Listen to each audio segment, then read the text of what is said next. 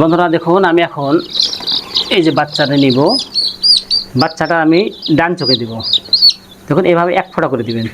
আসসালামু আলাইকুম দর্শক বন্ধুরা, BCRDB মুরগির ভ্যাকসিন দেওয়ার জন্য প্রথমে পরিষ্কার ঠান্ডা পানি ফুটিয়ে নেবেন। তারপর ফোটানো পানিটাকে কিছুক্ষণ ফ্যানের নিচে দিয়ে ঠান্ডা করবেন, তারপরে ফ্রিজের নরমালে সংরক্ষণ করবেন। কারণ BCRDB ভ্যাকসিন আসলে ফ্রিজে সংরক্ষণ করতে হয়। তো যদি আমাদের পানি গরম থাকে, সেক্ষেত্রে যদি এই ভ্যাকসিনের মধ্যে পানিটি মিশানো হয় তাহলে কিন্তু 100% কাজ করবে না। ওই জন্য আপনার পানিটাকে আগে ঠান্ডা করে নেবেন। ঠান্ডা করার পরে মোটামুটি একটা সমান্তরাল, যদি ভ্যাকসিনের তাপমাত্রা এবং পানির তাপমাত্রা সমান্তরাল হলে তখন আপনারা এটাকে 6 মিলি পানি নিয়ে এই ভ্যাকসিনটি আপনারা মুরগিকে প্রয়োগ করতে পারবেন। তো কিভাবে মুরগিকে প্রয়োগ করা হয় সেটা আপনাদের দেখাবো। BCRDB ভ্যাকসিন করার জন্য প্রথমে আপনারা কি করবেন, এখানে 6 ml পানি নিয়ে নেবেন। তারপর এখান থেকে সামান্য একটু পানি এই ভ্যাকসিনের ভিতরে দিবেন, সামান্য একটু। অটোমেটিক টেনে নেবে, দেখতে পাচ্ছেন। এরপরে সুন্দর করে এটাকে ঝাঁকি নেবেন। আর একটা জিনিস মনে রাখবেন যে BCRDB ভ্যাকসিনের ভিতরের যে ট্যাবলেটটা থাকে এটা কিন্তু সবুজ। ভ্যাকসিনের ভিতরে যেটি পানি মিক্স করলাম এটা কিন্তু আবার টেনে নেব আমরা।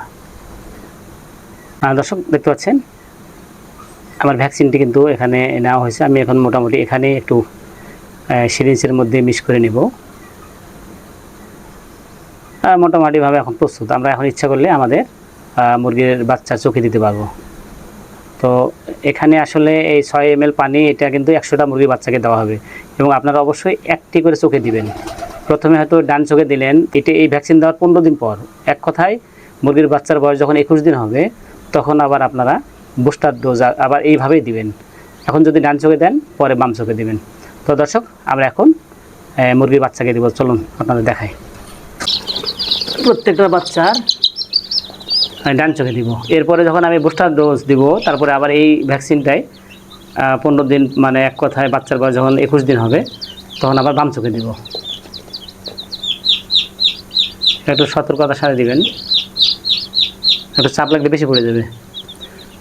তো দর্শক, এইভাবে আপনারা যদি এই মুরগির বাচ্চা, এগুলো আমার দেশি মুরগি, আর মুরগির বাচ্চাদের যদি সঠিকভাবে যদি আপনারা টিকা দিতে পারেন তাহলে আশা করি হয়তো মুরগির বাচ্চা একটাও নষ্ট হবে না। দর্শক, আমার ভিডিওগুলো যদি আপনাদের কাছে ভালো লাগে অবশ্যই ভিডিওতে লাইক দিবেন, শেয়ার করবেন এবং সবসময় আমাদের পাশে থাকবেন। আসসালামু আলাইকুম, আল্লাহ হাফেজ।